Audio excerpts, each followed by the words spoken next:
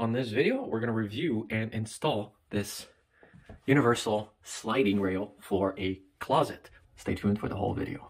Today I want to show you how to build a closet. So let's say you have a spare wall and you just want to have a narrow closet. So we have 6.5 inches of space here, and this little area is completely unused. There's two challenges here. One, this is the light switch with a sensor that controls 4 pot lights here. So that turns on when you basically pass over. So we're gonna have to move this. Second problem is this outtake here, right? So this is the air return. So we're gonna have to do something with that because when we put the closet doors down, that's gonna be covered up. So you have to think about certain things as you're building. Now, we are using these IKEA doors. They're called Forsan. This is 19.5 inches wide, but you can also go to Home Depot and buy yourself basically a shelving 15 to 18.5 inches wide. I like the finish because we've used the finishes in other rooms, so that's why we chose this. But again, you could use the shelving as well. We're gonna be stacking 3 of them beside each other, so 3 doors are gonna be opening up. So then we need a rail. This is a universal kit. This comes in 72 and 48 widths. This is your rail here, right? It's got these 2 ridges on the inside.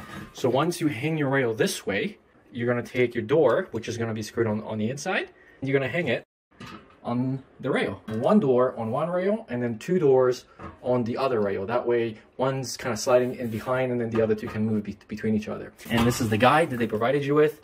You can stretch this out depending on what size of the door you have, and it's nicely labeled here for different door widths. So yeah, let's get into it. First, to measure the distance from here to the other edge of your wall. It's so we can cut this with a hacksaw or a grinder, an angle grinder.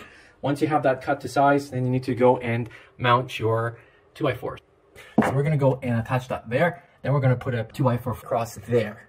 Next, line up the rail on the top, and you wanna make sure that you screw in a couple of these screws into the stud. Once you have your rail secured, the next step is attaching hangers to the doors.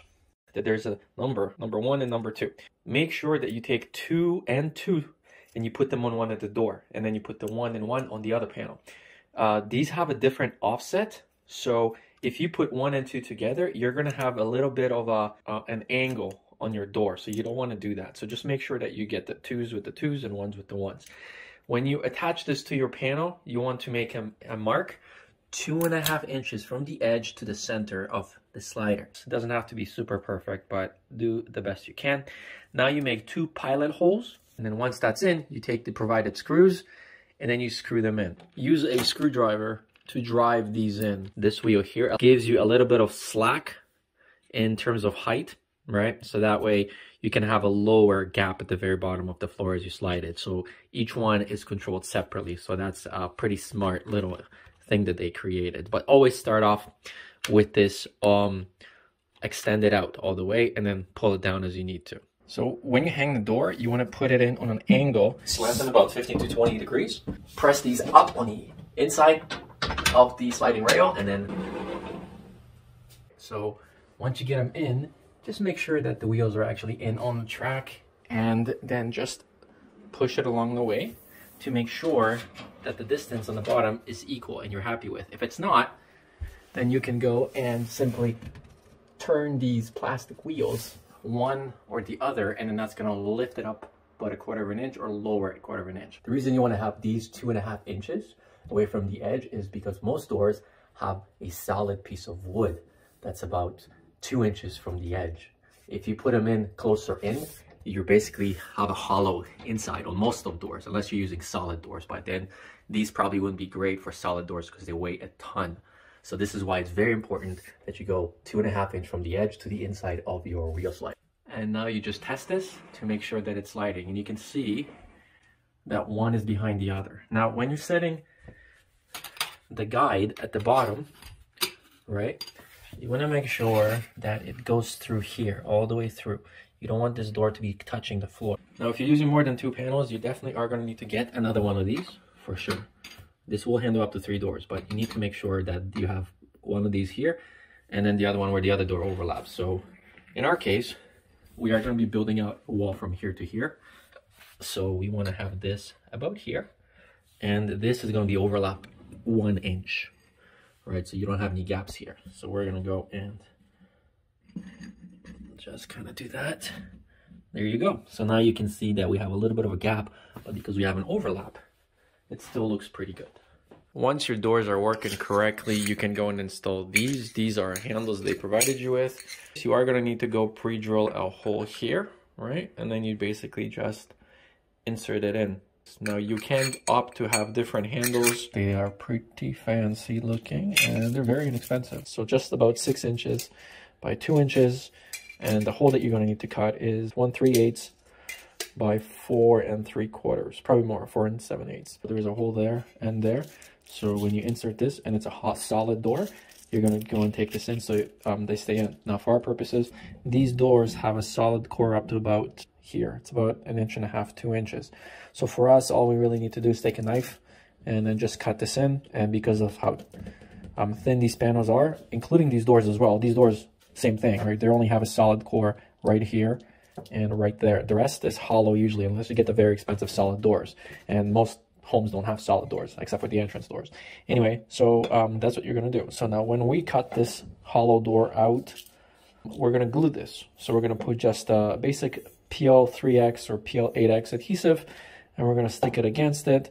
And we're not gonna worry about any imperfections because we have a pretty big lip around to hide any of the imperfections.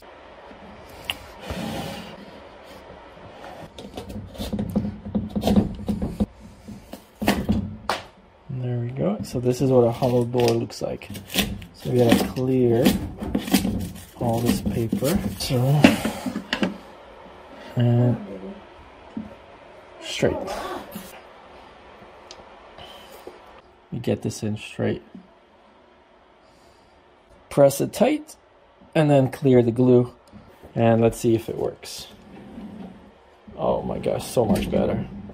So it does take a little bit of customization, but you can definitely create a very nice, sleek, clean, finished closet on your own. We didn't end up rerouting that. That's okay. We are still cutting in and making our shelvings behind here, but I want to show you guys the guides. So in terms of the guides, the way it works is you want to make sure that the guides are installed right at the end of each of your panels, right? And then the one that's overlapping is also right here. So this is about 3/4 of an inch, and you can see that it's also in here. And the crazy thing is that you really just need one there, and then it's kind of gonna guide itself. See? So it kind of just guides itself, and it's always in here. This one, this panel is glued in here, so this doesn't move. But we needed to have, needed to create it there in order for the background to go behind it.